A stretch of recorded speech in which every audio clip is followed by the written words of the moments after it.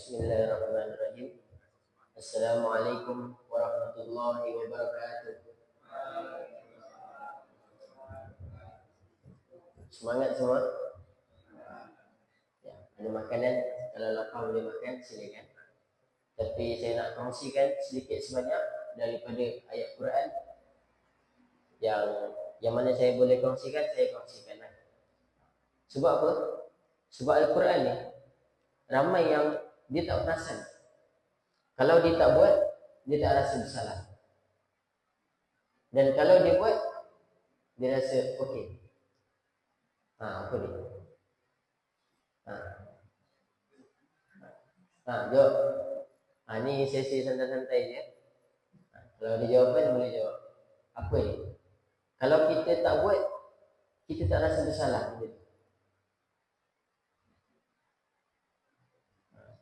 Kebanyakan orang kita, kalau khatam Al-Quran, apa dia akan buat?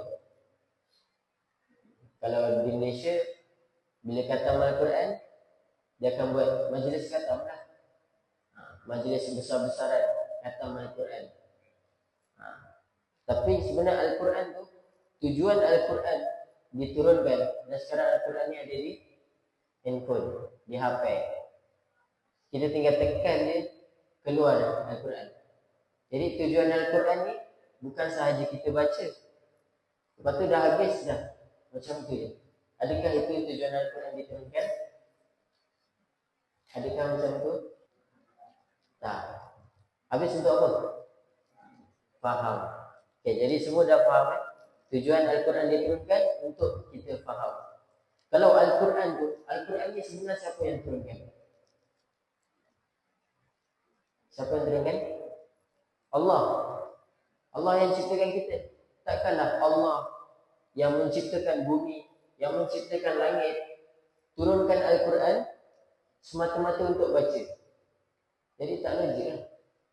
Jadi ada perkara yang besar di sebalik Al-Quran. Jadi saya nak bacakan, saya nak kongsikan sedikit hadis Nabi. An Abi Malik Al-Asy'ari, qala Rasulullah sallallahu alaihi wasallam, at-tuhuru syatrul iman. Apa makna at-tuhuru syatrul iman? Okey, sebab apa kita terjemah sebahagian? Sebab apa Nabi kata kebersihan adalah separuh daripada iman? Kenapa tak? Semua. Bermakna ada sebahagian yang lain. Kat sini Nabi kata kebersihan adalah sebahagian daripada iman. Okey, apa separuh tu lagi? Mungkin separuh kita cakap kebersihan dari segi fizikal, kebersihan dari segi pakaian kita. Kan? Kita handsome, pakai baju smart, wangi-wangi.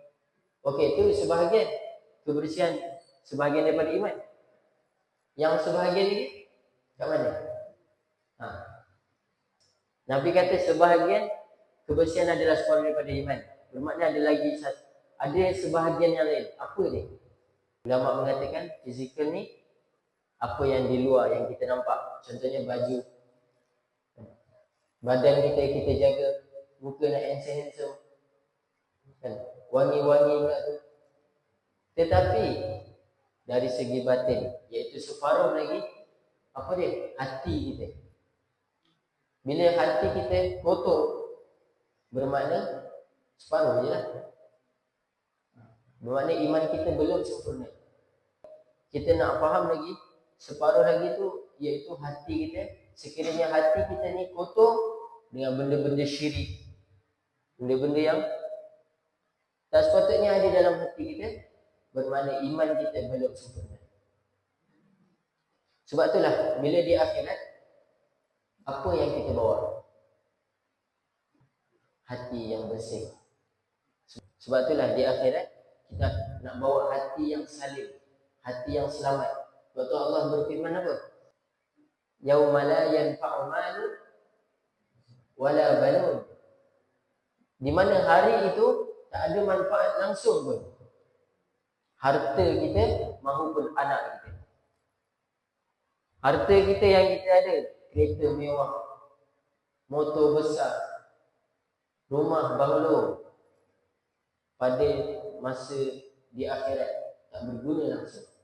Dan juga anak kita ramai kat dunia, 8 orang, 9 orang, tapi pada masa tu tak ada dapat yang menolong kita melainkan hati yang salim. Jadi macam mana kita nak dapat hati yang salim ni? Macam mana? Lepas tu ayat seterusnya Allah sama, illa man atallah biqalbin salim. Kecuali orang yang datang kepada Allah dengan hati yang selamat, hati yang tak ada syirik langsung. Jadi kembali kepada tajuk kita, apa tujuan Al-Quran diturunkan? Untuk faham. Tak mungkinlah Al-Quran tu kalau kita baca, oh hati kita dah selamat dah. Sebab Al-Quran ni adalah syifa. Al-Quran ni lah yang menceritakan hari akhirat. Kat mana lagi selain Al-Quran yang menceritakan hari akhirat? Kita tak boleh jumpa mana-mana kitab melainkan Al-Quran. Kalau kita betul-betul faham Al-Quran, kita akan dapat solusi. Jadi kalau kita sekadar baca Al-Quran, kan, kita baca dah bagus dah. Ada satu lagi kita tinggal, iaitu faham. Kembali pada hadis tadi, Nabi kata kebersihan adalah separuh daripada iman. Lepas tu, alhamdulillah tamla'ul mizan. Walhamdulillah tamla'ul mizan. Sebutan alhamdulillah penuh timbangan. Timbangan kita akan penuh. Okey, tadi siapa yang dah sebut alhamdulillah? Angkat tangan. Ni bukan riak ni. Dah sebut. Dah sebut alhamdulillah. Simple lah. Berat ke nak sebut? Kita tak payah nak keluarkan RM1,000, RM3,000 untuk sebutkan perkataan alhamdulillah. Kemudian wasubhanallah walhamdulillah tamla'ani tamla'. Dan subhanallah alhamdulillah akan penuh ma bainas samawati wal ardh. Apa yang di langit dan apa yang di bumi. Tadi alhamdulillah penuh apa? Penuh timbangan. Kemudian subhanallah alhamdulillah penuh apa yang di langit, apa yang di bumi. Siapa kat sini pernah pergi langit pertama? Tak pernah. Jadi dengan sebutan alhamdulillah, subhanallah, alhamdulillah, boleh penuh. Penuh apa ni? Pahala. Senang tak nak buat pahala? Sebab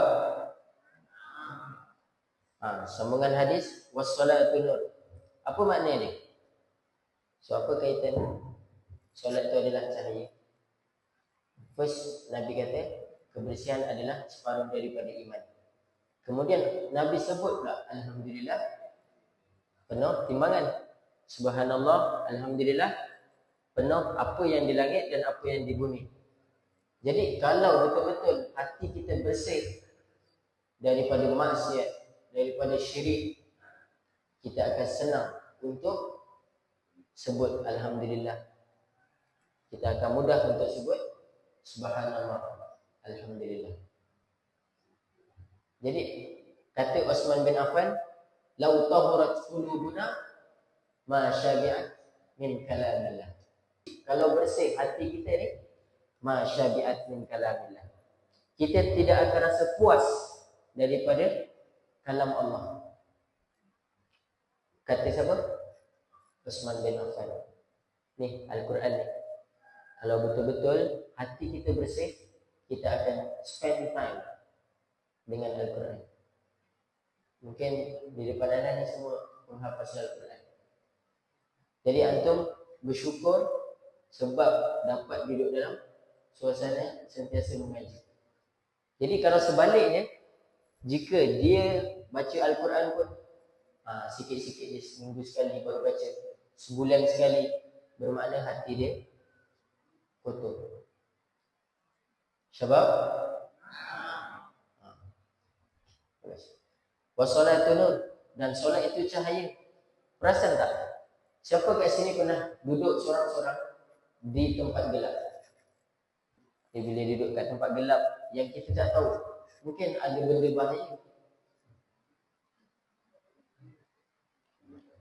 Jadi bila kita takut, kemudian bila kita buka je lampu, barulah kita akan rasa lega lah, sebab ada cahaya. Betul. Macam tu juga solat. Kalau solat kita betul, kita faham makna apa yang kita baca dalam solat, kita tadabbur ayat-ayat Allah, bermakna solat itu akan menjadi cahaya dalam panduan hidup kita. Kat situlah kita akan tahu mana yang baik, mana yang salah, mana yang boleh buat, mana yang tak boleh buat. Tapi kalau solat ni cincai, tak betul, baca pun, dan solat tu macam ayam patut apa? Dedak. Tengok makan ayam. Pernah tengok ayam makan? Ayam makan laju kan? Ada orang solat macam tu.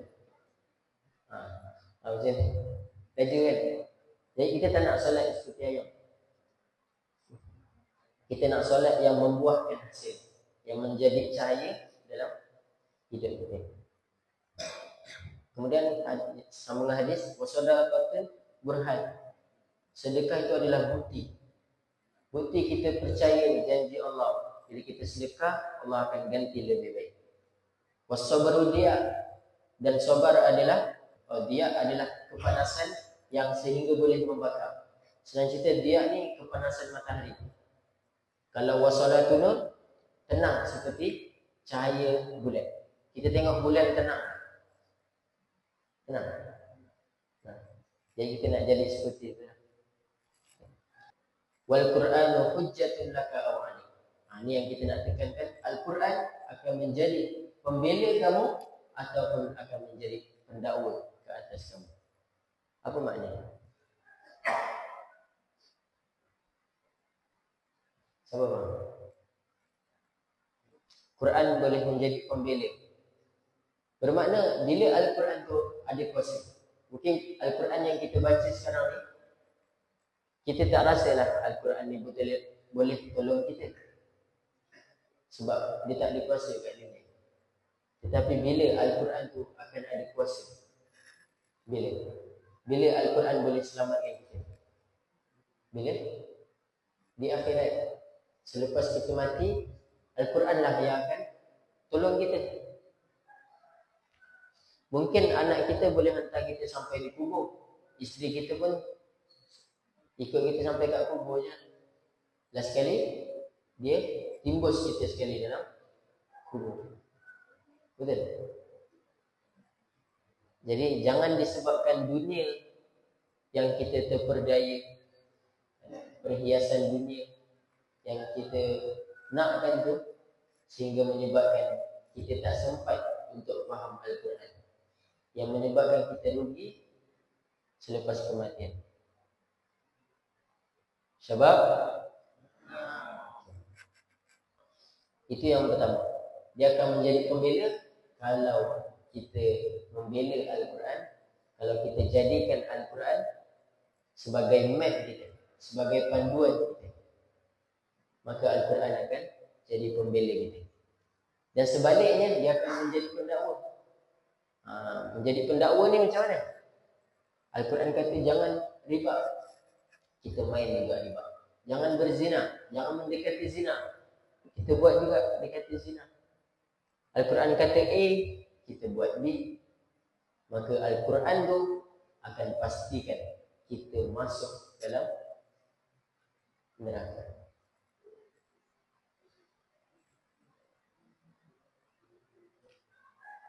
Jadi mulai sekarang ni, buatlah perubahan, buatlah alakah untuk faham Al-Quran pula. Hafal Al-Quran dah bagus, dah bagus sangat, tapi lupa yang kedua, iaitu kita faham. Para sahabat pun kita tengok Al-Quran tak ada dalam handphone. Para sahabat dulu belum lagi ada Al-Quran yang jadi satu kitab, satu buku 30 juzuk, tak ada. Tetapi bagaimana kehidupan diorang tu boleh berpandukan Al-Quran. Sebab diorang faham matlamat Al-Quran bukan untuk dibaca sahaja, tetapi untuk kuat sikit tak dengar. Al-Quran untuk difahami. Boleh? Okay.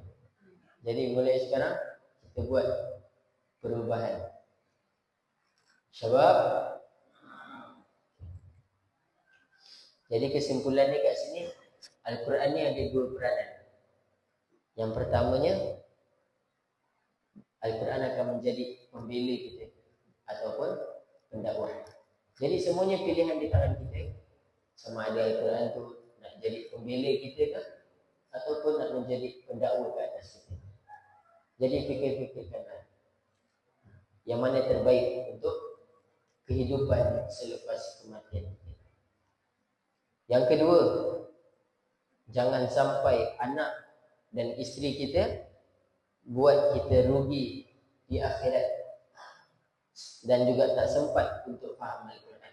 InsyaAllah kalau diizinkan oleh Allah, kita akan berjumpa untuk kali yang kedua.